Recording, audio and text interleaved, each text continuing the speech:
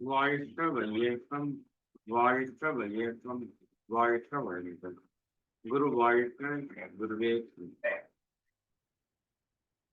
வாழ்க இறைநிலை, வாழ்க பிரபஞ்சம், வாழ்க வையகம், வாழ்க வழி, வாழ்க.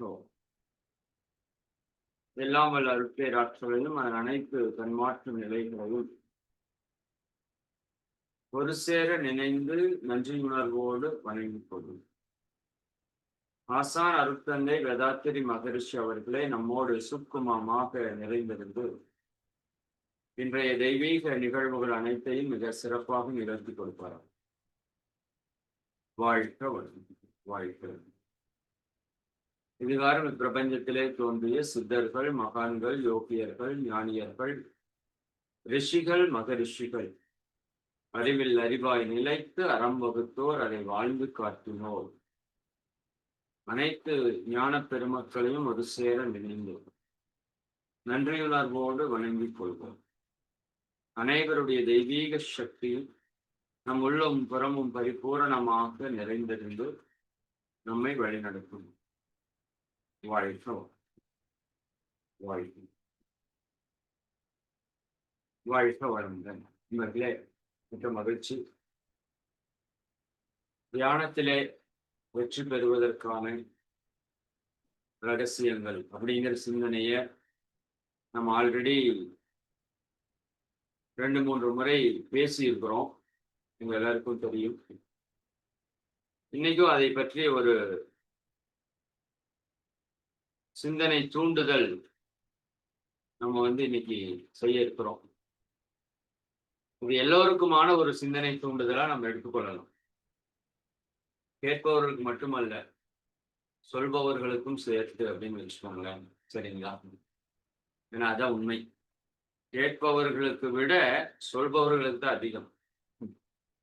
சரி, அப்போ தியானத்தினுடைய முக்கியத்துவம், நன்மைகள் அதெல்லாமே நமக்கு நல்லா தெரியுது. தியானம் பண்ணா நம்ம வாழ்க்கைக்கு தேவையான எல்லாத்தையுமே நம்ம பெற முடியும் அப்படிங்கிறதும் நமக்கு நல்லா புரியுது.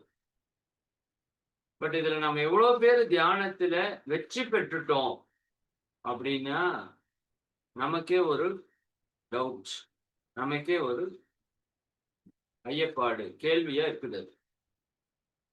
பட் இந்த சிந்தனை தியானத்தில் வெற்றி பெறுவதற்கான விஷயங்கள் நமக்கு தெளிவாகும் போது, அதை நம்ம கடைபிடிக்கும் போது, இன்னும் தியானத்துல அடுத்தடுத்த நிலைகள்ல நம்மளால பயணிக்க முடியும். அது நிச்சயமா நாம் அந்த முழுமை அடைவதற்கான ஒரு வாய்ப்பாக அமையும். அதனால அதை பத்தின ஒரு சின்ன ஒரு கிளாரிபிகேஷனுக்காக நாம் இந்த ஒரு விஷயத்தை ஒரு டிஸ்கஸ் பண்றோம். சரிங்களா?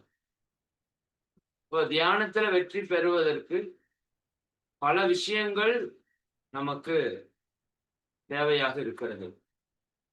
முதல் விஷயம் ஆரோக்கியம். அது எல்லாமே எதையுமே பண்ண முடியாது. இப்ப நான் பேசுற விஷயம் பதஞ்சலி மகான். சரிங்களா? அஷ்டாங்க யோகத்தை நமக்கு கொடுத்தவர் பதஞ்சலி மகரிஷி இல்லையா? நான் சென்ற வகுப்புல ஒரு முறை தியானத்துல வெற்றி பெறுவதற்கான ரகசியங்கள் பேசும்போது அதனுடைய நிறைவுல பதஞ்சலி மகான் தியானத்துல வெற்றி பெறுவதற்காக சில விஷயங்கள் சொல்லியிருக்காங்க. லைனா அந்த விஷயத்த அப்படியே சொல்லிட்டு கம்ப்ளீட் பண்ணிட்டேன். கண்டினியூவா எல்லாரும் இருக்கிறவங்க எல்லாருக்கும் அதை சொல்றேன் அப்படின்னு சொல்லி இந்த உரையினுடைய நிறைவிலையும் இப்ப நான் சொல்ற விஷயமா என்னோட எக்ஸ்பீரியன்ஸில் இருக்கிறது தான். பட் இப்ப கரண்ட் எக்ஸ்பீரியன்ஸில் இருக்கிற சில விஷயங்களை நான் கடைசியா சொல்றேன். அது கேட்கறதுக்கு உங்களுக்கு ரொம்ப சிம்பிளா தெரியலாம். பட் அது ரொம்ப ரொம்ப இம்பார்ட்டன்ட். அது சேஞ்ச் ஆகாம எதுவுமே சேஞ்ச் ஆகாதுன்னு உங்களுக்கே ஃபீல் ஆகும், பிராக்டிக்கலா நீங்க மெடிடேஷன் பண்றவங்களா இருந்தா. சரி, இப்ப பதஞ்சலி மகான் சொல்ற அந்த 10 விஷயங்களை நாம இன்னைக்கு ஒரு சிந்தனைக்கு எடுத்துக்கலாம். ஏன்னா அவர் ஞானிகள்ல மிகச்சிறந்த ஞானியில் ஒருத்தர் பதஞ்சலி மகான். யோகத்தையே 8 அங்கங்களாக தொகுத்து கொடுத்தவர். அவரு கொடுத்ததுனால தான் இன்னைக்கு நமக்கு அஷ்டாங்க யோக முறைன்னு ஒன்ற விஷயத்த நாம பேசிட்டு இருக்கோம். சரிங்களா? அப்போ அவர் என்னென்ன விஷயம் தியானத்துல வெற்றி பெறுவதற்கு தேவை அப்படின்னு சொல்றார் அப்படிங்கிறத நம்ம சிந்திக்கலாம். முதல் விஷயம், நம்ம உடல் ஆரோக்கியமாக இருக்க வேண்டும். தியானத்துல நம்ம வெற்றி பெறுவதற்கு நம்ம உடல் ஆரோக்கியமாக இருக்க வேண்டும். உடல் ஆரோக்கியம் என்பது நம்ம வாழ்க்கையில நம்ம மகிழ்ச்சியா இருப்பதற்கான முதல் தகுதி. ஆனா இன்னைக்கு இருக்கிற சூழல்ல நம்ம உடல் ஆரோக்கியத்தை கெடுத்துட்டு பொருளை பெருக்குவதற்கு இந்த ஓட்டம் ஓடிட்டு இருக்கோம். அப்போ தியானத்துல நம்ம எங்க ஈடுபடுறதுக்கான வாய்ப்பு சூழல் கொடுக்க போறோம் இல்ல. அப்போ ஒருத்தர் தியானத்துல உயரணும் அப்படின்னா அதுக்கான முதல் தகுதி உடல் ஆரோக்கியமா இருக்கு. நோய் இருப்பவர்கள் தியானத்திலே ஈடுபடுவது என்பது அவ்வளவு எளிதாக நடக்காது. உட்கார முடியாது, தியானம் பண்ண முடியாது. அதனாலதான் மகரிஷி அவங்க வந்த உடனேயுமே ஏன் உடலுக்கு உடற்பயிற்சி சொல்லி கொடுக்குறாங்க அப்படின்னா, இது மேலோட்டமா பார்த்தா எக்ஸசைஸ் தானே அப்படிங்கிற மாதிரி இருக்கும். பட் அது அல்ல. ஒரு கட்டிடத்துக்கு எப்படி அஸ்திவாரம் ரொம்ப ரொம்ப முக்கியமோ அது மாதிரி நம்ம உடல் ஆரோக்கியத்துக்கு மேலதான் அத்தனையுமே நம்ம பில்ட் பண்றோம். மன அமைதியாகட்டும், உறவுகள் இணக்கமாகட்டும், பொருளாதார பெருக்கமாகட்டும், ஆன்மீக உயர்வாகட்டும், சமுதாய சேவையாகட்டும், எல்லாமே அந்த உடல் நலத்தை பேஸ் பண்ணி தான். இது ஒண்ணு போச்சுன்னா எல்லாமே போச்சு. அப்ப தியானம் மட்டும் அதற்கு விதிவிலக்கு அல்ல. அப்ப எந்த அளவிற்கு நம்ம உடலிலே நோய் இல்லாமல் பார்த்துக் கொள்கிறோமோ அந்த அளவிற்கு நாம தியானத்திலே வெற்றி பெறுவதற்கான வாய்ப்பு அதிகமாக இருக்கு. சரிங்களா? இது முதல் தகுதி. நீங்க உட்கார்ந்து தியானம் பண்ணணும்னா ஒரு குறைஞ்சது ஒரு 20 நிமிஷம் நீங்க அசையாம உட்கார்ந்து தியானம் பண்ணணும்.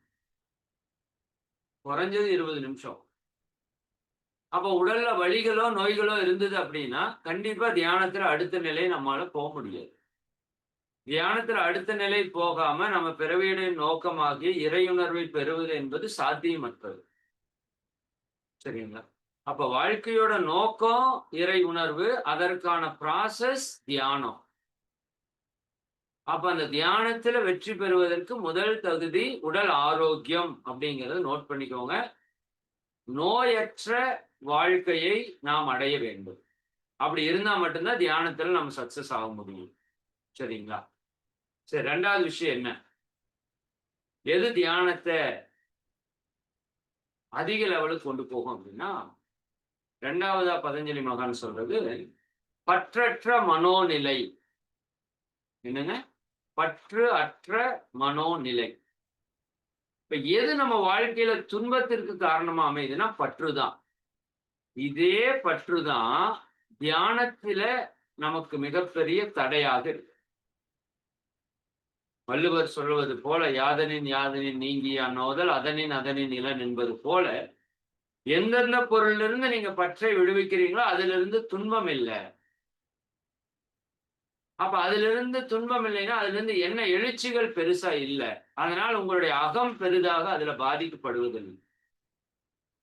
தியானம் பண்ணா பற்றற்ற நிலை வரும். தியானம் பண்ணா ஆரோக்கியம் வரும். இது எல்லாமே ஓகே. பட் இது 2 in 1. சரிதானுங்களா? இது இருந்தா அது வரும், அது இருந்தா இது வரும். தியானம் பண்ணா நான் இப்ப சொல்ற எல்லாமே வரும். பட் இதெல்லாம் இருந்தா தியானத்துல இன்னும் ஸ்பீடா நீங்க என்ன பண்ண முடியும்? வெற்றி பெற முடியும். சரிங்களா? அப்ப இது அப்படியே திருப்பி போட்டீங்கன்னா தியானத்தினோட நன்மைகளா பேசலாம். பட் இப்ப நம்ம தியானத்துக்கு தேவை என்னன்னு பேசுறோம். அதனால பற்றற்ற மனோநிலை அப்படிங்கிறது நீங்க மனதில் ஆழமாக பதிய வைத்துக் கொள்ளும். இது சிந்தனையின் மூலமாக, புரிதலின் மூலமாக நமக்குள்ள வரணும். தியானம் பண்ண பண்ண இதுவும் அதிகரிக்கும். பட் எந்த அளவுக்கு இந்த உலக பொருள்கள்ல பற்றுக்கள் இருக்கிறதோ, அது நபர்கள் மேல பற்றுக்கள் இருந்தாலும் சரி, பொருட்கள் மேல பற்றுக்கள் இருந்தாலும் சரி. நீங்க பற்று எந்த அளவுக்கு ஆழமா இருக்கிறதோ, அந்த அளவுக்கு உங்களுடைய அகத்திலே பாதிப்புகள் இருக்கும். அப்ப நீங்க தியானத்துல போய் அமரும்போது, அதை சார்ந்த விஷயங்கள் தான் உங்கள் சிந்தனையில ஓடுமே தவிர, என்ன எழுச்சிகள் இருக்குமே தவிர, உணர்ச்சி வயப்பட்ட நிலை இருக்குமே தவிர, நீங்கள் தியானத்துல ஆழமா செல்வதற்கான வாய்ப்பு மிக மிக குறைவாக இருக்கும். அப்போ இந்த நபர்கள் அப்படிங்கிறவங்க யாரு? கணவனாகட்டும், மனைவியாகட்டும், குழந்தையாகட்டும், பெற்றோராகட்டும், சகோதரிகள் ஆகட்டும், உற்றார் உறவினர்கள், நண்பர்கள் இவங்கெல்லாம் யாரு அப்படின்னா, ஒவ்வொருத்தவங்களும் தனித்தனி ஆத்துமா. ஒவ்வொருத்தவங்களும் தனித்தனி ஆத்மா. அந்த ஆத்மா அந்த கர்ம வினைய கழிக்கிறதுக்கு இந்த உடல் உயிரை எடுத்துட்டு வந்திருக்குது. அந்த ஒரு புரிதல் நமக்கு தெளிவா இருக்கு. நாம அந்த மாதிரி தனியா வந்திருக்கிற ஒரு ஆத்மா. அப்ப நாம நம்ம கர்ம வினையை கழிக்கிறதுக்காக வந்திருக்கிறோம். இப்ப என்னோட கர்ம வினையை கழிப்பதற்கு ஒரு 10 பேரை இயற்கை நமக்கு சப்போர்ட்டா பக்கத்தால குடுக்குது. சரிங்களா? அவ்வளவுதான் அவங்களுக்கு நமக்கு இருக்கிற தொடர்பு. அப்ப அவங்க மூலமா என்னோட கர்ம வினையை கழிச்சுக்கிறதுக்கு, அவங்களுக்கு சேவை செய்வதன் மூலமாக நான் புண்ணியத்தை பெருக்கி இறையுணர்வு பெறுவது. இதுக்கு தான் உறவுகள். புரியுதா இல்லைங்களா? அந்த ஒரு தெளிவு நம்மகிட்ட இருக்கணும். பட் நாம என்ன பண்ணிடுறோம், இவங்க எனக்கானவங்க, எனக்கானவங்க, என்னுடையவங்கங்கிற அந்த பற்றுக்குள்ள போய் மாட்டுறதுனால, இவங்களுக்கு ஏதாவது பிரச்சனை வந்தா, அதுக்குள்ள நீங்க மாட்டிக்கிறீங்க. நாம மாட்டிக்கிறோம். சரிங்களா? இதுல ரொம்ப ரொம்ப கவனமா இருக்கணும். தியானத்துக்கு மிகப்பெரிய தடையா இருக்கிறது, உலகப் பற்றுக்கள். அப்ப பற்றற்ற நிலைக்கு நம்ம எந்த அளவுக்கு புரிதலோட, சிந்தனையோட சரிங்களா வர்றோமோ, அந்த அளவுக்கு தியானத்துல நாம அடுத்த நிலை ரொம்ப ஸ்பீடா நம்மால போ முடியும். 3வது தெளிவு. என்னங்க? தெளிவு. நெறைய பேரு என்ன நடக்குதுன்னா, நெறைய சந்தேகப்படுறாங்க. சந்தேகப்படுறது ஒரு விதத்துல நல்லதா இருந்தாலும், சரிதானா? அது ஐயம் இல்லாமல் அது என்னன்னு தெரிஞ்சு அண்டர்ஸ்டாண்ட் பண்ணிட்டு போயிட்டோம்னா, அங்க சந்தேகம் கிடையாது. சரிங்களா? அப்போ இந்த தியானத்துக்குள்ள நமக்கு ஒரு பெரிய தடையா இருக்கிறது என்னன்னா, இந்த சந்தேகங்கள். அப்ப இந்த சந்தேகங்கள் வரும்போது என்ன பண்ணணும்? ஒரு தெளிவான நபரிடம், நல்லா தியானிக்கிற நபரிடம், அல்லது வாய்ப்பு இருந்தால் குருவிடம், அதுல உச்சநிலை தியானத்துல சென்றவங்களோட, அதை பற்றி பேசி கொஞ்சம் டிஸ்கஸ் பண்ணி உங்களோட டவுட்ஸ கிளாரிஃபிகேஷன் பண்ணிக்கணும். தெளிவுபடுத்திக்கணும். சந்தேகம் வந்துருச்சுன்னா குடும்பம் கெட்டு போயிரும்னு சொல்லுவாங்க இல்லையா? கணவன் மனைவிக்குள்ள ஒரு சந்தேகம்னு ஒரே நோய் வந்துச்சு அப்படின்னா, ஏகம் அப்படின்னு முழுமைன்னு அர்த்தம். ஏகம்னா முழுமை. அதில் ஒரு சந்து. அதில் ஒரு பிரிவு. அதான் சந்து, ஏகம். சந்து தோஷம்னு சொல்லுவாங்க. சரிங்களா? சந்தோஷம் அப்படிங்கிறது தோஷத்துல ஒரு சந்து வந்துருச்சாமா, அதனால அது சந்தோஷம். ஏகத்துல ஒரு சந்து வந்துட்டு அது சந்தேகம். அது ஒண்ணா இருக்கிறதுக்கு விடாது, பிரிச்சிடும். குடும்பத்திலயும் சரி, எந்த இடத்துலயும் சரி, சந்தேகம் ஒரு மிகப்பெரிய நோய். மனநோய். ஒருவரை நம்பாமல் இருப்பதை விட ஒரு மிக மோசமான ஒரு விஷயம் இல்ல.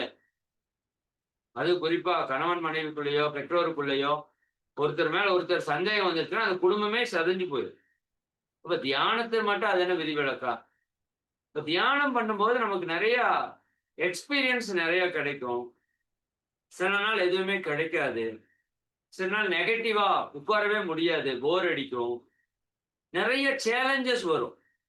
ஏன்னா, இந்த மனம் அமைதியாற அளவுக்கு கர்மா நம்மகிட்ட இருந்து வெளிய போகும். அப்ப கர்மா சாதாரணமா வெளிய போறதுக்கெல்லாம் விடாது இயற்கை. சரிங்களா? அப்ப நமக்கு அதுக்கு நெறைய சேலஞ்சஸ் வந்து பண்ணிட்டே இருக்கும். அதுல நெறைய டவுட்ஸ் உங்களுக்கு வந்து க வர்றதுக்கு ஆரம்பிச்சுரும். அப்ப அதையும் நீங்க கிளாரிட்டி பண்ணிக்கணும். இதுக்காக நெறைய பேர் என்ன பண்றாங்கன்னா, இந்த தியானத்துக்கு கொஞ்ச நாள், அந்த தியானத்துக்கு கொஞ்ச நாள், அந்த தியானத்துக்கு கொஞ்ச நாள், இந்த அமைப்புல கொஞ்ச நாள், அந்த அமைப்புல கொஞ்ச நாள், இந்த ஞானிகிட்ட கொஞ்ச நாள், அந்த ஞானிகிட்ட கொஞ்ச நாள்ன்ட்டு வாழ்க்கையே வீணா போயிரும். சரிங்களா? நீங்க எங்க போனாலும் அல்டிமேட் டைம் ஒண்ணுதான். முதல்ல தெளிவா புரிஞ்சுக்கோங்க. எந்த எண்ணமும் அற்ற ஒரு நிலைக்கு போறது தான் தியானத்தினுடைய உச்சம். நீங்க எதையோ அடையறதுக்கு போறது கிடையாது.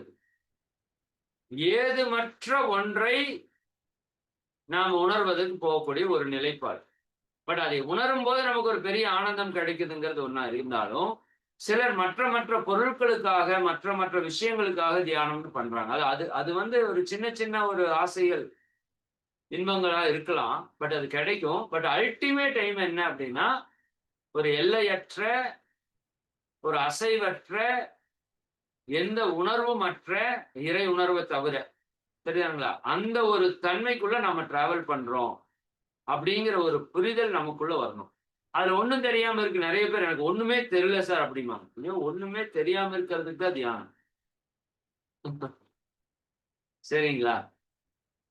ஆரம்பத்துல புறச்சூழல்கள்ல சப்தங்கள் உங்கள பாதிக்கும். கொஞ்சம் கொஞ்சம் கேட்கும். அப்புறம் நீங்க தியானத்துல ஆழ்ந்து போக போக அந்த சப்தங்கள் அப்படியே குறையும். ஒரு குறிப்பிட்ட ஸ்டேஜ்ல அந்த சப்தங்கள் நின்னு போயிரும். பட் வெளிய சப்தங்கள் வந்துட்டு தான் இருக்கும். நீங்க உள்ள உங்க மனதுக்குள்ள போயிட்டீங்க. அப்ப சப்தங்கள் இருக்காது. அதுல அடுத்த அடுத்த நிலை அமைதி, அமைதி, அமைதி, ஆழ்ந்த அமைதிக்கு போம்போது, அங்க ஒரு பரவச உணர்வை நம்ம பெறுவோம். சரிங்களா? அப்ப தியானத்துல வெற்றி பெறுவதற்கு மிக முக்கியமான தெளிவு, நான் சென்ற வகுப்புலயும் சொல்லியிருந்தேன். அதை பற்றிய அறிவு, நம்ம என்ன பண்றோம்? குண்டலினி யோகம் பண்றோமா? அதுல என்ன நடக்குது? ஒரு விபாசனா பண்றீங்களா? அதுல என்ன நடக்குது? சரிங்களா? ஒரு பக்திக்கும் ஞானத்துக்கும் என்ன வித்தியாசம்? விளக்கம் தான். இங்க ஏதோ நடக்குது. அது என்னவோ நடக்குதுன்னு பண்ணக்கூடாது. அது பக்தி மார்க்கம் ஆயிரும். ஞான மார்க்கம்னா என்ன நடக்குது? அத பை எக்ஸ்பீரியன்ஸா பெற்றவங்க கிட்ட நீங்க கேட்டு தெரிஞ்சுக்கணும். சும்மா கதை பேசுறவங்க கிட்ட கேட்டீங்கன்னா குழப்பம் தான் மிச்சமாகும். அப்ப தியானத்தில் வெற்றி பெறுவதற்கு 3வது தகுதி, அதை பற்றிய ஒரு தெளிவு நம்மகிட்ட இருக்கணும். சந்தேகம் இல்லாமல் நீங்க அந்த தியானத்தை செய்யணும். இது செஞ்சா இது வந்துருமா? அது செஞ்சா அது வந்துருமா? நான் சரியா தான் செய்யறேனா? எனக்கு வர்றது சரியா தான் நெறைய பேருக்கு இந்த டவுட் இருக்கு. சார் நான் சரியா தான் பண்றேனா? சரிங்களா? அதுல ஒரு தெளிவு இருந்தா தான் தியானத்துல அடுத்த நிலை போ முடியும். 4வது ரொம்ப முக்கியமான விஷயம், உற்சாகமா அந்த தியானத்துல ஈடுபடுறதுக்கு முயற்சி பண்ணணும். அதற்கான வாய்ப்புகள், நேரங்கள், சூழல்கள் எல்லாத்தையும் நம்ம உருவாக்கணும். ஆனா பொதுவா தியானத்துல ஆரம்ப கட்ட சாதகர்களுக்கு மனசலிப்பு அப்படிங்கிறது இயல்பா வரும். இயல்பா வரத்தான் செய்யும். சரிங்களா? ஏன்னா சும்மா உட்கார்ற விஷயம் இது. நான் அடிக்கடி சொல்லுவேன். இப்ப காலையில வேலைக்கு போனீங்கன்னா, சாயங்காலம் வர்றப்ப ரூ. 500 ரூ. 1000 உங்க பேங்க்ல வருது. அல்ல ஒரு மாசம் கழிச்சு 20,000 30,000 வருதுன்னா நம்ம வேலை செய்றோம். பட் தியானத்துல அப்படி என்ன வருது? தியானத்துல உட்கார்ந்தா ஒரு ரூ. 500 கிரெடிட் ஆகும்னா எல்லாரும் ரெகுலரா தியானம் பண்ணிருவோம் இல்லையா? ஒரு 10 ஹவர்ஸ் தியானத்துல உட்கார்ந்தா உங்களுக்கு ரூ. 5,000 கிரெடிட் ஆகுதுன்னா, உலகமே தியானம் பண்ணுங்க. ரூ. 5,000 வேண்டாம். ரூ. 500 வந்தாலே போதும். சரியா? அப்ப என்னன்னா, நம்ம ஒரு இன்ஸ்டன்ட்டா ஒரு விஷயத்த பார்த்து, பார்த்து பழகிட்டோம். அது இன்னைக்கு இருக்கிற வேர்ல்டுல டக்கு, டக்கு, டக்கு, டக்கு, டக்கு, டக்குன்னு நமக்கு பெனிஃபிட் தெரிஞ்சுட்டே இருக்கணும். அப்ப இந்த ஸ்பீடு வேர்ல்டுல இது தியானம்ங்கிறது கொஞ்சம் நிதானமான ப்ராசஸ். எடுத்தோம் கவுத்தோம்னால அது நடக்காது. மகரிஷி சொல்றாங்க, குண்டலினி யோகம் கத்துக்கிட்டீங்கன்னா 10 வருஷம் செய்யணும். அப்பதான் பெனிஃபிட் வரும். சும்மா இன்னைக்கு தீட்சை வாங்கிட்டு நாளைக்கு எனக்கு அது சரியாகல, இது சரியாகல. சரிங்களா? அது பண்றதும் இல்ல. அப்படி சரியா ஒரு 3 மாசம், 6 மாசம் தொடர்ந்து பண்ணா கூட பெரிய பெனிஃபிட் பார்க்கலாம். அதை ரெகுலரா பண்றதும் இல்ல. சரிங்களா? அதற்கு அந்த உற்சாகமா நம்ம மனோநிலைய ஒரு தியானம் பண்றதுல ஒரு விருப்பம். சரிதானுங்களா? அந்த விருப்பம் தான் நம்மள அடுத்த நிலைக்கு கூட்டிட்டு போகும் தியானத்துல. பட் ஆரம்பத்துல கொஞ்சம் சலிப்பு இருக்கத்தான் செய்யும். மனசலிப்பு வரும். இது இயல்பு. அத நீங்க கடந்து வரணும். அப்ப அதற்கு தகுந்த மாதிரி சூழல்களை நீங்க கிரியேட் பண்ணணும். இப்ப தியானம் பண்ற இடமா, அந்த இடத்துல ஒரு நல்ல வாசனை. சரிங்களா? அந்த இடத்துல ஒரு நல்ல மெல்லிய ஒரு இசை, ஒரு குளிர்ச்சியான இடம், ஒரு மிதமான வெளிச்சம். ரொம்ப வெளிச்சம் இல்லாம ஒரு மிதமான வெளிச்சம். சரி, ஒரு தூய்மையான விஷயம். பார்க்கற கண்களுக்கு அழகான ஒரு இடம். அப்படி ஒரு இடத்த நீங்க நெனச்சு பாருங்களேன். ஒரு ரூம் இருக்கு. லைட்டா ஒரு 2 விளக்கு அழகா எரியுது. ரொம்ப கிளீனா இருக்கு அந்த ரூமு. அங்க ஒரு மேட் போட்டிருக்கு. அங்க ஒரு மைல்டா ஒரு ஓம் சாண்டோ அல்லது ஏதோ ஒரு ஒரு ஒரு சாண்ட் ஓடிட்டு இருக்கு. சரிங்களா? அங்க ஒரு நல்ல ஒரு வாசனை. சரிங்களா? இந்த கற்பூரம் அதெல்லாம் சொல்றோம் இல்லையா? அதுல ஏதாவது ஒண்ணு வச்சிருக்கீங்க. இல்ல ஏதாவது ஒரு ஊதுபத்தி ஏதாவது இருக்குன்னு வச்சுக்கோங்க. உதாரணத்துக்கு சொல்றேன். ஏன்னா இது இப்படிதான் ஸ்டார்ட்டிங்ல கொண்டு போகணும். நீங்க அடுத்த லெவல் போயிட்டீங்கன்னா, அப்புறம் அதெல்லாம் தேவைப்படாது. அந்த ஒரு தன்மைய உருவாக்குறதுக்கான ஒரு சூழல நம்ம உருவாக்கணும். நம்ம மனநிலையிலேயே அது ஒரு உற்சாகத்த கிரியேட் பண்ணும்.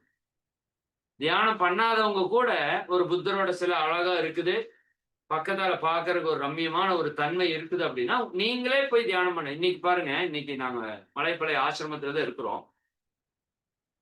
காலையில இருந்து வெயில் போட்டு பொளந்து எடுக்குது. தியானம் பண்றதுக்கான ஒரு மைண்ட் செட்டப்பே இல்ல. சரிங்களா? ஈவினிங் ஒரு 5 மணி இருக்கும். ஒரு மழை. இப்ப வரைக்கும் மழை பெஞ்சுட்டு இருக்கு. இப்ப அந்த மழை வந்த உடனே அந்த குளிர் காத்து அப்படியே உள்ள வந்த உடனேயும், அப்படியே மெடிடேஷன் மூடுக்கு நம்ம மைண்ட் வந்து சேஞ்ச் ஆகுது. எப்படா மெடிடேஷன் பண்ணலாம் பண்ணலாம்னு இருக்குது. சரிங்களா? அப்ப அதற்கான ஒரு சூழல் வரும்போது, நிச்சயமா நம்ம அதை வந்து உற்சாகமா பண்ண முடியும்.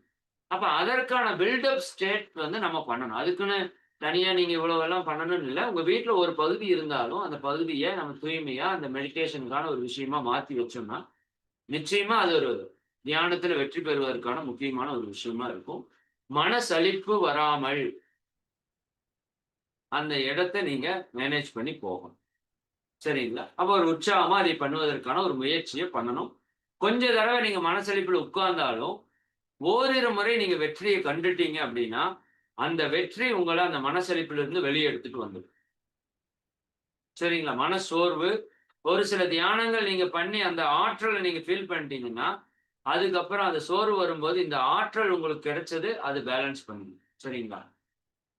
சரி 5வது விஷயம். நான் முன்னாடி சொன்ன மாதிரி உற்சாகமா இருப்பது, அதற்கூட சேர்ந்த ஒரு விஷயம் தான்.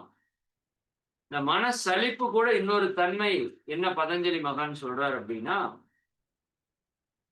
இந்த சோம்பேறித்தனம்னு ஒண்ணு இருக்கு பாருங்க. இது 2ம் ஒன்றை ஒன்று சார்ந்தது தான். பட் மனம் வந்து அதுல அச்சீவ்மென்ட் ஆகல அப்படின்னு சலிக்கிறது வேற. சோம்பேறித்தனத்தால நம்ம விடுறது அப்படிங்கிறது வேற. இந்த 2ம் 2 பாயிண்ட்டா வச்சுக்கோங்க. மனதிற்கு ஒண்ணுமே கிடைக்கலையே, எனக்கு சில அனுபவங்கள் கிடைக்கலையே, நான் எதிர்பார்த்த மாதிரி ஒரு இன்ப உணர்வு கிடைக்கல. இன்னைக்கு யாரோ YouTubeல ஒரு போஸ்ட் பார்த்தேன் நானு. "அண்ட சராசரத்தை சுற்றிட்டு வந்துட்டாங்க, குண்டலினி யோகி" அப்படின்னு சொல்லி ஒருத்தவங்களோட ஃபோட்டோ போட்டிருந்தாங்க. சரிங்களா? நல்லா புரிஞ்சுக்கோங்க. என்ன உணர்வு கிடைச்சாலும் அது உங்களுடைய அனுபவம் மட்டும் தான். ஒரு எக்ஸ்பீரியன்ஸ் அவ்வளவுதான். அதை கடந்து நீங்க போய் தான் ஆகணும். இந்த எக்ஸ்பீரியன்ஸ கடந்த நிலைக்கு நீங்க போறதுக்கு தான் தியானம் பண்றீங்க. சரிங்களா? அப்போ அந்த மனதுல நாம எக்ஸ்பெக்டேஷன்ஸ் எதிர்பார்ப்புகள் வைக்கும்போது தான், அது கிடைக்கலைங்கிறப்ப மனதுல ஒரு சலிப்பு, சோர்வு இதெல்லாம் வருது. அப்ப எந்த எக்ஸ்பெக்டேஷனும் இல்லாம, ஒரு எல்லையற்ற தன்மை கூட நாமாக இருக்கிற அந்த உயர்ந்த நிலை கூட நம்மள மெர்ஜ் பண்றதுக்கான முயற்சி அப்படின்னு நீங்க நினைச்சுட்டீங்கன்னா சிம்பிள். சரிங்களா? அதேபோல மிக முக்கியம் அந்த சோம்பேறித்தனம். தியானத்துல தடை வந்து மிகப்பெரிய தடை சோம்பேறி. அதற்காகத்தான் நானு உங்களுக்கு கடைசியா சொல்ல வேண்டியது இப்பவே நான் சொல்லிர்றேன். சோம்பேறித்தனம் அப்படிங்கிறது நம்ம வாழ்க்கையவே மொத்தமா முடிக்கிறதுக்கான ஒரு பெரிய விஷயம். திருக்குறள்ல இருந்து பல ஞானிகளும் சொல்லிட்டாங்க. ஒரு மனுஷன் தோக்கறதுக்கான மிக முக்கியமான விஷயம் இந்த சோம்பல். அதனாலதான் அதிகாலையில நேரத்துல எந்திரிக்கிற ஒரு பழக்கம் வரும்போது தான் சோம்பேறித்தனத்தை நம்ம முற்றிலுமா உடைச்சு வெளிய வர முடியும். அப்ப இந்த இடத்துல நம்ம வாழ்க்கைக்கான திட்டமிடுதல் வந்து ரொம்ப ரொம்ப முக்கியம். அதனாலதான் நான் பலமுறை சொல்றது, ஈவினிங்க உங்களோட ஹேண்டிலிங்ல ஒவ்வொரு நொடியும் நீங்க நினைச்சது மாதிரி இருக்குதான்னு பண்ணுங்க. ஈவினிங் 6 டூ 6:30 தியானம், 6 டூ 7:30 ஸ்பீச்சு, 7:30 மணிக்கு ஒரு எளிமையான உணவு, 8:30 மணி வரைக்கும் ப்ராசஸ், 8:30 மணிக்கு ஒரு தற்சோதனை, 9 மணிக்கு படுக்கிறோம். இத வந்து எவ்வளவு ஸ்ட்ரிக்ட்டா ஃபாலோ பண்ண முடியுமோ ஸ்ட்ரிக்ட்டா ஃபாலோ பண்ணுங்க. அல்லது 9 மணிக்கு தூங்குறத 8:30ன்னு மாத்திக்கோங்க, 8ன்னு மாத்திக்கோங்க, 7:30ன்னு கூட மாத்திக்கோங்க. தப்பே கிடையாது. சரிங்க. எவ்வளவு பிஃபோர் பண்ண முடியுமோ பண்ணிக்கோங்க. பட் மேக்ஸிமம் எண்டு 9க்குள்ள. இதற்குள்ள நீங்க படுக்கைக்கு சென்று, அதாவது நார்மலான உணவு எடுத்துக்கிட்டு, இதெல்லாம் ரொம்ப முக்கியம். கண்டிப்பா மாலை நேர தியானம், சரிங்களா? அதுக்கப்புறம் சிந்தனை முறை கேட்கறது ரொம்ப ரொம்ப நல்லது. அதுக்கப்புறம் கொஞ்சம் எளிமையான உணவு, சீக்கிரம் ஜீரணமாகக்கூடிய உணவு. அதுக்கப்புறம் கொஞ்ச நேரம் கழிச்சு தற்சோதனை பண்ணிட்டு இரவு தூக்கத்துக்கு போற 9 மணிக்கு போனா மட்டும்தான் உங்க பாடி ஃபுல்லா சார்ஜ் ஆகும். அடுத்த நாள் காலையில 4 மணிக்கோ 5 மணிக்கோ எந்திரிச்சீங்க அப்படின்னா ஹோல் டே அந்த உடம்பு சுறுசுறுப்பா இருக்கும், சோம்பேறித்தனம் இல்லாம. இந்த ஒரு பாயிண்ட் நம்ம மிஸ் பண்றதுனால அடுத்த மொத்த நாள் 24 மணி நேரமும் உங்க கட்டுப்பாட்டுல இல்லாம போகுது. அதனால இந்த சோம்பேறித்தனம் அப்படிங்கிறது நம்ம மாற்ற வேண்டிய ஒரு விஷயம். சுறுசுறுப்பா நம்ம இருந்து செயல்படணும். தியானத்திற்கு அது மிக முக்கியமான விஷயம். சோம்பேறித்தனம் மிக முக்கியமான ஒரு தடை. அப்ப இது இப்படி இருக்கணும்னா அதுக்கு ரொம்ப முக்கியம் ஒரு டைம் மேனேஜ்மென்ட் சார்ட் உங்ககிட்ட இருக்கணும். அதன்படி நீங்க நடக்கிறீங்களான்னு செக் பண்ணணும். கண்டிப்பா அதன்படி நடக்கிறதுக்கு முயற்சி பண்ணணும். சரிங்களா? அப்படி பண்ணீங்கன்னா இதிலிருந்து மீட் அவுட் ஆகி வந்துரலாம். நிச்சயமா தியானத்துல வெற்றி பெற முடியும். சரிங்களா? மகரிஷி அவங்க சொல்லுவாங்க. ஒரு மனித வாழ்க்கையில துன்பத்திற்கு காரணம் 3. ஒன்று அறியாமை, இன்னொன்று அலட்சியம், 3வது உணர்ச்சி வயல். தியானத்துல நம்ம வெற்றி பெறுவதற்கு ரொம்ப ரொம்ப முக்கியம். அதுல ஒரு லட்சியம் நமக்கு இருக்கணும். அலட்சியம் இருக்கக்கூடாது. இப்ப தியானத்தை பற்றி அறியாமை நம்மகிட்ட இல்ல. இல்லைங்களா? அறியாம இருக்கிறவங்க அறிஞ்சுக்கணும். தியானத்துல வெற்றி பெறுவதற்கு அதை பற்றி அறிவை ஆழமா பெருக்கணும். தியானத்துல யாரெல்லாம் நீங்க சக்சஸ் ஆகணும்னு நினைக்கிறீங்களோ, நிறைய அதை பற்றி அறிவை பெருக்கிக் கொண்டே இருக்கு. எந்த அளவுக்கு அதனுடைய அறிவை நீங்க பெருக்கிறீங்களோ, அந்த அளவுக்கு அதுல ஒரு தூண்டுதல் நிகழ்ந்துட்டே இருக்கும் அகத்துல. அந்த தூண்டுதல் கண்டிப்பா வேணும் வெற்றிக்கு. சரிங்களா? அப்ப தியானம் பற்றிய அறிவை நம்ம அதிகப்படுத்த படுத்த, இப்ப ஒரு நாள் உங்களுக்கு தியானம் பண்றதுக்கு போர் அடிக்குது. என்ன பண்ணலாம்? தியானத்தை பற்றிய நிறைய வீடியோஸ் வந்திருக்கு. தி ஸ்பேஸ் நம்ம அடிக்கடி சொல்றோம் இல்லையா? தி ஸ்பேஸ்ன்னு ஒரு வீடியோ. சரிங்களா? அது மெடிடேஷன பற்றி தெளிவா மெடிடேஷன்ல என்ன நடக்குது? ஏது நடக்குது? இப்ப நெறைய சயின்டிஃபிக்கா நம்ம உடம்பு, மனசுல ஏற்படக்கூடிய மாற்றங்கள நெறைய பேர் பேசுறாங்க வீடியோவோட. அப்ப இத கேட்கும்போது, இன்னைக்கு ஒரு செய்தி. நீங்க நல்லா மெடிடேஷன் பண்ணும்போது, உங்க டிஎன்ஏ, ஆர்என்ஏல இருக்கக்கூடிய பதிவுகளை மாற்றி அமைத்துக் கொள்ள முடியும்னு ஒரு ரிசர்ச் பண்ணியிருக்காங்க. ரிசர்ச்சே பண்ணியிருக்காங்க. நம்மளோட டிஎன்ஏ, ஆர்என்ஏ, ஜீன் அதில் இருக்கிற பதிவுகளை நீங்க தியானம் பண்ணும்போது அது மாறிடுகிறது. அங்க இருக்கிற நோய்கள் குணமாகிறது. நோய்களுக்கான பதிவுகள் மாறுது. பிரிண்ட் மாறுது. நீண்ட ஆயுள் அவனுக்கு வருது. ஆரோக்கியம் வருது. பல விஷயங்கள் அதுல சொல்றான் அந்த ரிசர்ச்ல. அப்ப உங்க ஜீனையே மாற்றி அமைக்க முடியும். அப்ப உங்கள்ட்ட இருக்கிற நோயை மாற்ற முடியாதா? ஜீன் மாறினா என்ன தெரியுமா? என் கலர் வேணாலும் மாறிடும். புரிஞ்சுக்கோங்க. ஜீனுக்குள்ள அவ்வளவு விஷயம் இருக்கு. அப்போ இதுலதான் போய் அட்டமா சித்திகளை சித்தர்கள் அடைஞ்சாங்க. எந்த உருவம் வேணா எடுக்க முடியும். உருவம் இல்லாம போக முடியும். அணுவுல அணுவா மாற முடியும். மலைக்கும் பெருசா மாற முடியும். நினைச்ச பொருள் இங்க கொண்டு வர முடியும். நினைச்ச உயிருக்குள்ள ஊடுருவ முடியும். இதெல்லாம் தியானத்தினுடைய பலன்கள். நம்ம அந்த அளவுக்கெல்லாம் போக வேண்டாம். நமக்கு உடம்பு ஆரோக்கியம், மனசு அமைதி, உறவுகள் இணக்கம், பொருளாதாரத்துல நிறைவு, ஆன்ம உயர்வு. அவ்வளவுதான். 4 பேருக்கு நல்லது செஞ்சுட்டு போகணும்.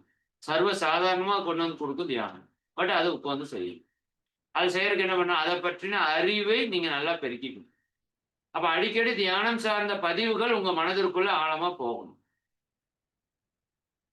மாசத்துக்கு ஒரு முறையாவது அது சார்ஜ் ஏறணும். சுடர் விளக்காயினும் தூண்டுகோல் வேணும். இப்ப தியானத்தை பற்றின அறிவை புத்தகங்கள் வாயிலாக, இந்த மாதிரி ஸ்பீச் வாயிலாக அல்லது வீடியோஸ் வாயிலாக நீங்க அதை அறிவை பெருக்கும் போது அந்த தியானத்தை பண்ணணுங்கிற ஒரு தூண்டுதல் வரும். அது உங்களுக்கு நிச்சயமா ஒரு மாற்றத்தை கொடுக்கும். அதே போல அலட்சியம், அது ஒரு பெரிய தடை. தெரிஞ்சிருச்சு இப்ப நமக்கு. சரி பரவாயில்ல விடு. சரி பரவாயில்ல விடு. நாளைக்கு பார்த்துக்கலாம். காலையில செஞ்சுக்கலாம். நைட் செஞ்சுக்கலாம். இப்படிதான் பண்ணிட்டே இருக்கோம். இது அலட்சிய தன்மை. அறிவு வந்துருச்சு. இப்ப நமக்கு எல்லாருக்குமே 1க்கு 10 தியானம், 10க்கு 20 தியானம் தெரியும் நமக்கு. ஏன்னா அவ்வளவு தியானங்கள் இருக்குது. இன்னும் நிறைய பேருக்கு 50 தியானம், 100 தியானம் கூட தெரியும். பட் செஞ்சாதானே பெனிஃபிட். சரிங்களா?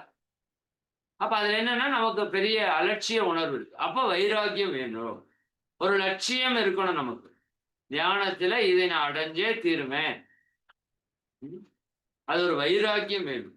நம்ம தியானம் பண்ணுவதற்கு.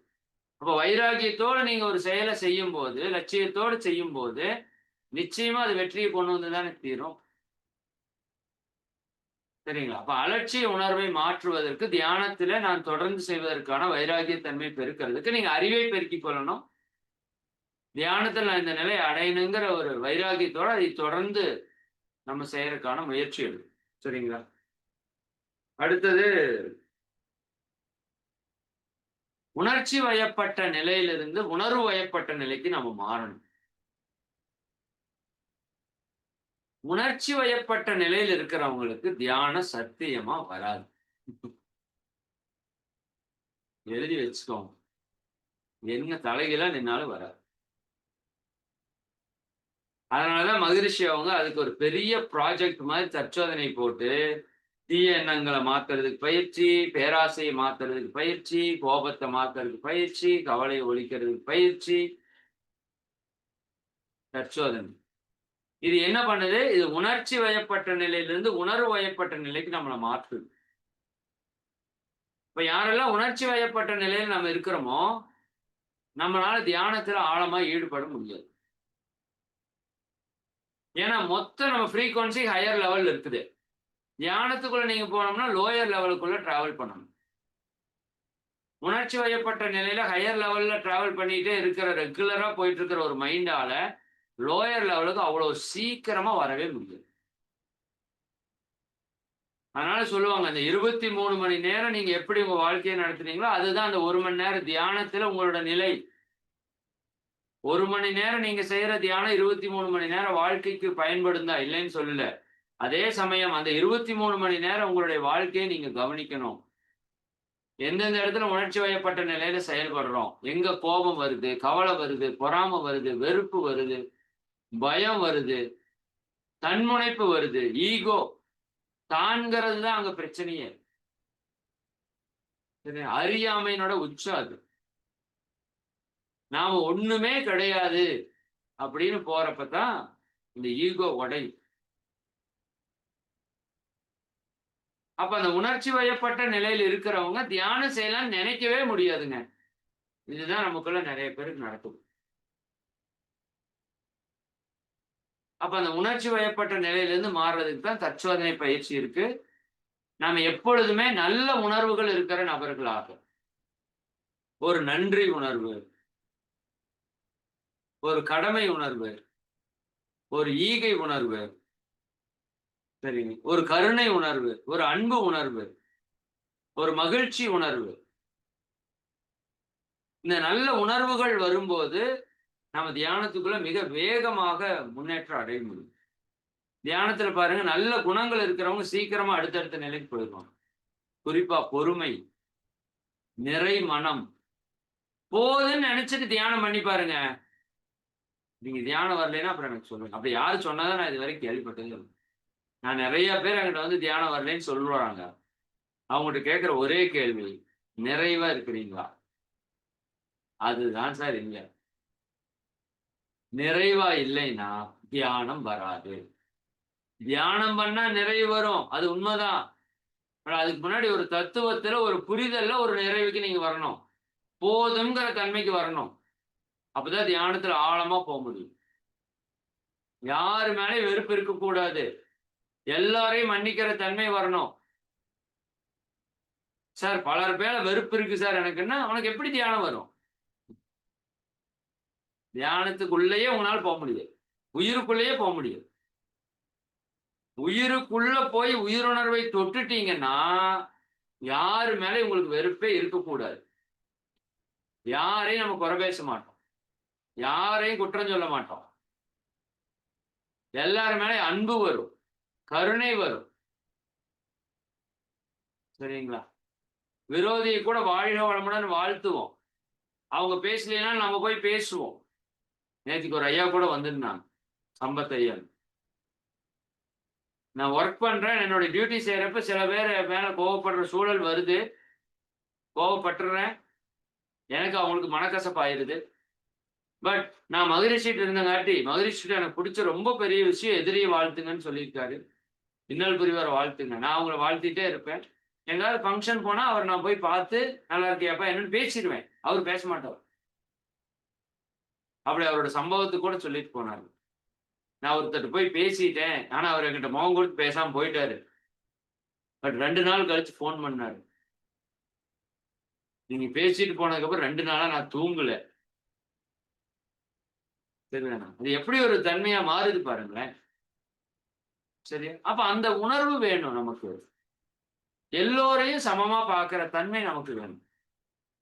எல்லாத்துக்கும் காரணம் என்னோட கர்மா தான்னு புரியாம இது நடக்காது.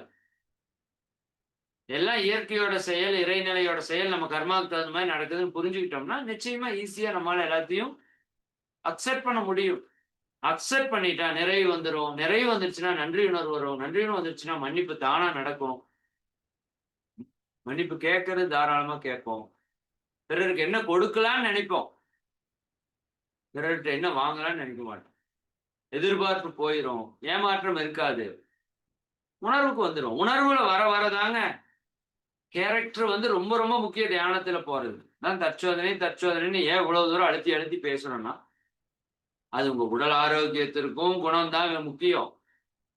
மன அமைதிக்கும் குணம் தான் முக்கியம். உறவுகள் இணக்கத்துக்கு குணம் தான் முக்கியம். நீங்க ஆன்ம உயர் பெறுவதற்கு குணம் தான் முக்கியம். தியானத்துல வெற்றி பெறுவதற்கும் குணம் தான் முக்கியம். குணத்துல உயராம தியானத்துல வெற்றி என்பது பெரிய அளவுல சாத்தியம் கிடையாது. அப்படியே நீங்க வெற்றி பெற்றால் அதை தக்க வைக்கவோ, நிலைக்க வைக்கவோ முடியாது. அது மேல போயிட்டு அப்படியே இறங்கிரும். அவ்வளவுதான். ஒரு ஃபீல் கிடைச்சுட்டு இறங்கிரும். அப்ப உணர்வு ரொம்ப ரொம்ப முக்கியம். சரிங்களா? அடுத்தது சரியான புரிதல். மேல தெளிவு அப்படின்னு ஒரு விஷயம் சொன்னோம். அதாவது சந்தேகத்தோட ஒரு விஷயத்த செய்யும்போது சக்சஸ் ஆகாதுன்னு சொன்னோம். சரிங்களா? அது ஒரு தெளிவோட நம்ம அந்த விஷயத்த நம்ம அணுகணும்னு சொன்னோம். அதற்கு ஒட்டிய ஒரு விஷயம் தான், தெளிவான ஒரு புரிதல் வந்து நமக்குள்ள இருக்கணும். தவறான புரிதலோட அந்த விஷயத்த செஞ்சிருக்கணும். சந்தேகம் வேற, தவறான புரிதல் வேற.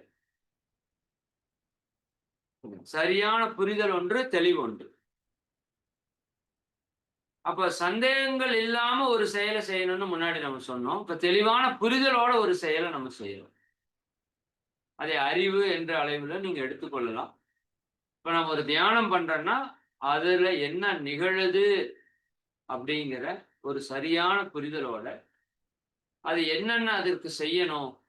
எப்படி அதை செய்யணும்? எந்த மாதிரி செஞ்சா எந்த மாதிரி எல்லாம் விளைவுகள் அதுல வரும்?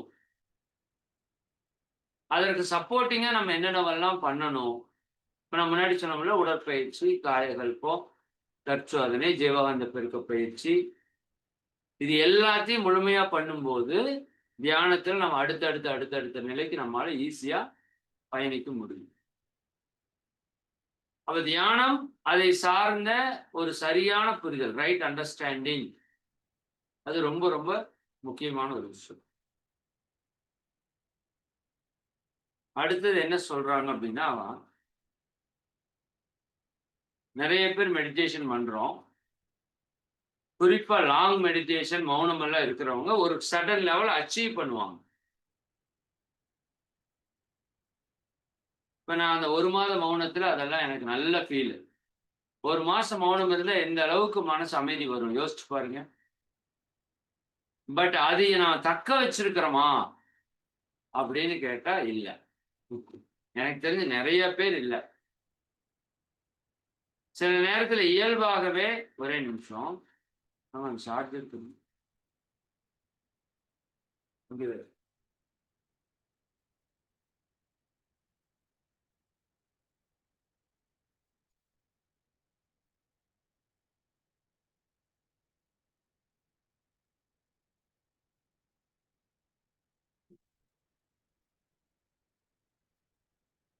சாரி. ஓகே. அப்போ நாம தியானத்துல சில நிலைகள நம்ம அடையிறோம். உண்மதான். அது மகிழ்ச்சி பொழுது இருக்கிற துரியாதீதம், அல்லது ஒடுங்கி ஒடுங்கி நீங்க போற அமைதி நிலைக்குள்ள போனாலும் பல நிலைகள் நம்ம வந்து அடையிறோம். பட் நிறைய பேர் என்ன பண்றோம், சில நாட்களோ சில முறையோ அந்த தன்மை நம்ம வரும்போது அதுல இருந்து இறங்கிடும். சில கிரக சூழல்களால, கர்ம வினைகளால கூட நமக்கு ஒரு உயர்ந்த நிலை வந்து நமக்கு கிடைக்கும். தொடர் பயிற்சியால, நம்ம முயற்சியால. அந்த விஷயத்த தக்க வச்சுக்கணும். நான் போன மௌனம் இருக்கிறப்போ அதை பதிவு பண்ணேன். இந்த 30 நாள் மௌனத்துல நாம பெற்ற அனுபவத்தை நம்ம இமயவரமன் ஐயா அதுக்கு ஒரு நல்ல உதாரணம். முதல்ல அவர் நிறைய என்கிட்ட பேசுவாரு. நிறைய பேர்கிட்ட பேசுவாரு. பட் இந்த 30 நாள் மௌனம் முடிஞ்சதுக்கு அப்புறம் அவர் எனக்கு ஒரு தடவை கூட ஃபோன் பண்ணல. எப்ப நம்ம முடிச்சோம் அது? ஜான்வரியில முடிச்சோம் இல்லையா? ஜனவரிக்கு அப்புறம் பிப்ரவரி, மார்ச், ஏப்ரல், மே, ஜூன் 5 மந்த்ஸ் ஆச்சு. நானா போன வாரம் ஒரு விஷயத்துக்காக கூப்பிட்டு பேசினேன். அப்ப அவர் சொன்னாரு, 30 நாள் மௌனத்துல ஒரு நல்ல நிலை கிடைச்சிருக்கு. அத நான் தக்க வச்சுட்டு இருக்கிறேன். மிகச் சரியான விஷயம். சரிங்களா? அப்போ ஒரு ஸ்டேஜ் கிடைச்சதுன்னா, 30 நாள் கஷ்டப்பட்டு அத நம்ம பிடிச்சிருக்கிறோம். அது 4 நாள் இயல்பு வாழ்க்கைக்கு போனீங்கன்னா போயிரும். சரிங்களா? 48 நாள் எல்லா பயிற்சியும் பண்ணி நீங்க வித்து சக்திய பொட்டன்ஷியலா வச்சிருந்தாலும், ஒரே ஒரு உணவு ரொம்ப மோசமாயிருச்சு, அல்லது ஒரே ஒரு உணர்வு ரொம்ப மோசமாயிருச்சு அப்படின்னா, இந்த வித்து சக்தி வீணா போகும். நீங்க 48 நாள் பண்ணது வேஸ்ட்டா போகுது. அதுபோல நம்ம தியானத்தில் நம்ம பெற்ற அனுபவங்களை, அந்த ஒரு தன்மைய நாம நழுவாம அதை தக்க வச்சுக்கணும். அப்ப அதற்கான சூழலை நம்ம அமைத்துக்கணும். சரிங்களா? அதுல குறிப்பாக மௌனமா இருந்து பாருங்க. ரொம்ப ரொம்ப முக்கியம். புலனடக்கம். தியானத்துல வெற்றி பெறணும்னா, வாய் அடங்கணும். சரிங்களா? புலனடக்கம் ரொம்ப முக்கியம். வாய் அடங்காம தியானத்துல வெற்றி பெறுவதுங்கிறதுலாம் அவ்வளவு சீக்கிரம் சாத்தியம் இல்லை. சரிங்களா? அப்போ நம்ம வாயில 2 விஷயம் பேசியும் கெடுக்கும், தின்னும் கெடுக்கும் இல்லையா? அதுல கண்ட்ரோலா இருந்துட்டாலே, தியானத்துல பல மடங்கு நம்மால உணவுலலாம் ரொம்ப கவனமா இருக்கணும். உணவு தான் உணர்வா மாறுதுன்னும். உணவு தான் எல்லாமா மாறுதுன்றோம். அப்ப அந்த உணவ உற்பத்தி பண்றதிலிருந்து, நம்ம வீட்டுக்கு வந்து சமைக்கிறது, நம்ம தட்டுக்கு வர்ற வரைக்கும், சாப்பிடுற வரைக்கும் அதுல கவனம் இருக்கு. வீரர் பாஸ்கர் ஐயா பேசுறப்ப கூட, ஃபர்ஸ்ட் உணவுன்னு தான் பேசிட்டு இருப்பாரு. இப்ப அதுக்கும் ஆரிஜினுக்கு போயிட்டாரு. விதைக்கு போயிட்டாரு. விதை நல்ல விதையா? விவசாயம் சரியான முறையில பண்ணியிருக்கா? அதற்கு அடுத்து வந்த ப்ராசஸ் ப்ராப்பரா பண்ணியிருக்கா? அதுக்கப்புறம் தயாரிக்கிற முறை சரியா? அதுக்கப்புறம் தயாரிக்கிற மனோநிலை சரியா? முதல்ல உணவு மட்டும் பேசிட்டு இருந்தவர், இப்ப உணவுக்கு மூலத்துக்கு போயிட்டாரு. இப்ப விதை பாரம்பரிய விதையா இருக்கணும். அந்த விதையிலிருந்து விளைச்சல் எடுக்கிற முறை சரியான இயற்கை முறையா இருக்கணும். அதை பதப்படுத்தி பக்குவப்படுத்துற முறை இயற்கை முறையா இருக்கணும். அது நம்மகிட்ட வந்து சமைக்கிற முறை சத்து கெடாத முறையா இருக்கணும். சமைக்கிற மனோநிலை சந்தோஷமா இருக்கு. இதெல்லாம் இருந்து ஒரு உணவு வருதுன்னா, அந்த உணவு முழு ஆரோக்கியத்தை கொடுக்கும். முழு ஆற்றலை கொடுக்கும். அது தியானத்திலேயே வெற்றி பெறும்.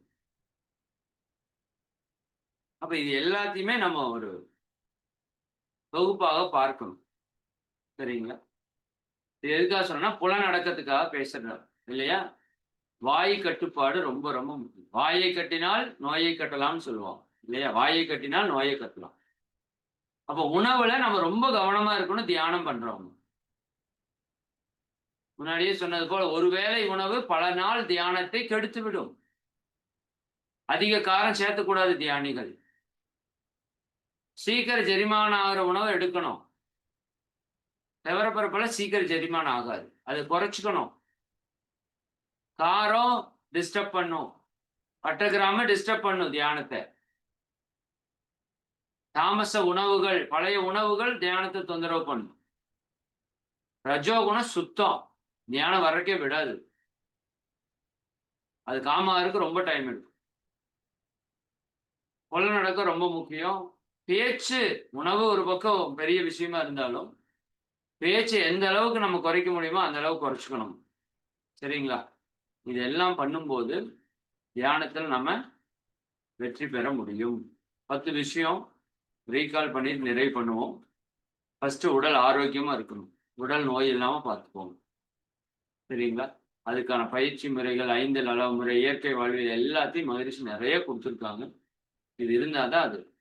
2வது பற்றற்ற மனோநிலைக்கு வாங்க. முதல்ல சிந்தனையில தெளிவுல இருங்க. தியானம் பண்ண பண்ண இதுவும் அதிகரிச்சுட்டே வரும்.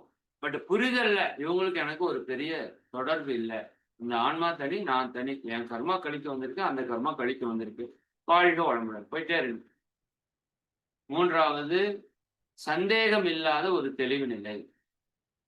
அதுக்குள்ள போய் நோண்டி, நோண்டி, நோண்டி, நோண்டி சந்தேகப்பட்டிருக்காம, இருக்கிற விஷயத்துல ஒரு தெளிவான ஒரு பாதையில பயணிக்கிறது. 4வது ஒரு உற்சாகத்தோடு ஒரு விஷயத்தை நம்ம செய்யறது. மனசலிப்பு வருவது இயல்புதான். மனசலிப்பு இல்லாம மனதில் ஒரு உற்சாகத்தன்மையோட நம்ம செய்யறது. சோம்பேறித்தனம் இல்லாம இருக்கிறது 5வது பண்பு. ரொம்ப முக்கியம். சரிங்களா? கெட்டது செய்யறதுக்கு சோம்பேறித்தனம் வரவே வராது. டிவி, செல்போனை பார்க்கணும், படம் பார்க்கணும், சினிமாவுக்கு போகணும், நியாயம் பேசணும் அப்படின்னா மணிக்கணக்கில் பேசும். ரீல்ஸை பார்க்கணும், ஷார்ட்ஸ் பார்க்கணும்னா வெய்யன்னு சொல்றதுதான் கஷ்டம். சோம்பேறித்தனமே வராது. பட் தியானம் பண்ணி, எக்ஸசைஸ் பண்ணி, காயல் பண்ணா, அச்சோ காயல் இருக்குமா, தியானமா, எக்ஸசைஸா? இப்ப எதெல்லாம் நம்ம மனசு சோம்பேறித்தனம் பண்ணுதோ அதெல்லாம் நல்லதுன்னு அர்த்தம். எதுக்கெல்லாம் அது குஷியா கொண்டாடிட்டு இயல்புல போகுதோ அதெல்லாம் தவறானது. அந்த இடத்துல நம்ம கவனமா சோம்பேறித்தனம் இல்லாம சுறுசுறுப்போட இந்த செயலை செய்யறதுக்கான ஒரு முயற்சியில இருக்கும். அதுக்கு அடுத்தது 6வது பாயிண்ட் அறியாமை. அப்ப என்ன வேணும்? தியானத்தில் வெற்றி பெறுவதற்கு அதை பற்றி ஒரு தெளிவான அறிவை நாம் அடிக்கடி அடிக்கடி பெருக்கிக் கொண்டே இருக்கணும். 7வது பாயிண்ட் லட்சியம், வைராக்கியம். தொடர்ந்து அதை செய்யறதுக்கான ஒரு முயற்சியை இந்த வைராக்கியம் நமக்கு கொடுக்கும். தொடர்ந்து செய்யும் போது எதுவுமே வெற்றி. அதை பற்றி போன வகுப்பில் நான் பேசியிருக்கேன். அப்போ ஒரு லட்சியம், ஒரு குறிக்கோள், ஒரு உணர்வை நம்ம அடையிறதுக்கான ஒரு இலக்கை வைத்து நாம் அதைய பயணிக்கணும். அலட்சியப்படுத்தக் கூடாது. சரிங்களா? அலட்சியப்படுத்தக் கூடாது. இப்ப நம்ம நிறைய நேரம் நல்ல விஷயத்தை அலட்சியப்படுத்துறதோட விளைவு சிரமம். உணர்வு வயப்பட்ட நிலையில் இருக்கணும். நம்ம உணர்ச்சி வயப்பட்ட நிலையில் இருக்கக்கூடாது. அதுக்குதான் தற்சோதனை போன்ற பயிற்சிகள். நல்ல உணர்வோட நம்ம எப்பவுமே இருந்து பழகும் போது தியானத்துல நம்ம வெற்றி பெறுவதற்கான சூழல் அமையும். 9வது சரியான புரிதல். மொத்த வாழ்க்கையை பற்றி, தியானத்தை பற்றி ஒரு மிக தெளிவான ஒரு புரிதலோட நம்ம பயணிக்கணும். பொறுமையா தான் நடக்கும். அவசரம் மட்டும் அள்ளித்தெளிக்க முடியாது. சரிங்களா? ஃபைனலா நாம் அடைந்த நிலையை சரியா நம்ம தக்க வச்சுக்கணும். புலனடக்கத்தோடு இருக்கணும். இது எல்லாம் தியானத்துல நம்ம வெற்றி பெறுவதற்கான தகுதிகள். அப்ப இந்த லிஸ்ட்டை நம்ம எடுத்துக்கிட்டு நாம எந்தெந்த இடத்துல இருக்கிறோம். நான் அன்னைக்கே சொன்னேன். இப்ப ஆரோக்கியமா 100% இருந்தா 100 போட்டுருங்க. சரிங்களா? பற்றற்ற நிலைக்கு வந்துட்டோமா 80%, இன்னும் 20% பற்று இருக்கு. அப்ப அதுல கொஞ்சம் கவனம் செலுத்து. சந்தேகம் வருதா நமக்கு? நீங்க கேட்டீங்க. இல்ல, இல்ல. எனக்கு எந்த சந்தேகம் வரல. அப்ப அது 100% தெளிவா இருக்கீங்க. மனசலிப்பு வருதா? நீங்க செக் பண்ணணும். சோம்பேறித்தனம் வருதா? இருக்குதா? இதெல்லாம் நாங்க குடுத்த லிஸ்ட்ட பிளஸ்லயே என்னென்னன்னு பாருங்க. மைனஸ்லயே என்னென்னன்னு பாருங்க. இது ஒவ்வொன்லயும் எவ்வளவு பெர்சென்டேஜ் நமக்கு இருக்குதுன்னு பாருங்க. அதுல எதுல நம்ம இம்ப்ரூவ் பண்ணணுமோ ஒரு சிலருக்கு 2, 3 பாயிண்ட் 100 வந்துரும். எல்லாருக்கும் 10மே இருக்கும்னு சொல்ல முடியாது. அப்ப மிச்சம் இருக்கிறதுல எந்த இடத்துல அதிகமா இருக்குதோ அதை கொஞ்சம் கொஞ்சமா, கொஞ்சம் கொஞ்சமா என்ன பண்ணுங்க? சேஞ்ச் பண்ணிட்டே வரும்போது, எல்லாரும் தியானத்துல நல்ல நிலை அடைய முடியும். முடியாது என்பது இல்ல. பட் அதுக்கு சரியான திட்டமிட்டு அதை நம்ம வெற்றி பெறுவதற்கு கொண்டு நான் ஃபைனலா சொன்னேன். நான் சொல்றேன்னு சொன்னேன். என்னோட லைஃப் எக்ஸ்பீரியன்ஸ்ல மாலை நேர கூட்டு தவம் மிக மிக முக்கியம். தவம் வருதோ வரலையோ, சரியா? நீங்க எங்க இருந்தாலும் பரவாயில்ல. சந்தை கடைக்கு உட்கார்ந்தாலும் சரி, மீன் மார்க்கெட்ல இருந்தாலும் சரி. காதுல ஹெட்போன் போட்டு போய் ஓரமா உட்கார்ந்து. சரிங்களா? மாலை நேர தவம் மிக மிக முக்கியம். கூட்டு தவம் மிக மிக முக்கியம். அதுல வெற்றி பெறும்போது தான் வெற்றினா தொடர்ந்து நீங்க வர்றது தான் வெற்றி.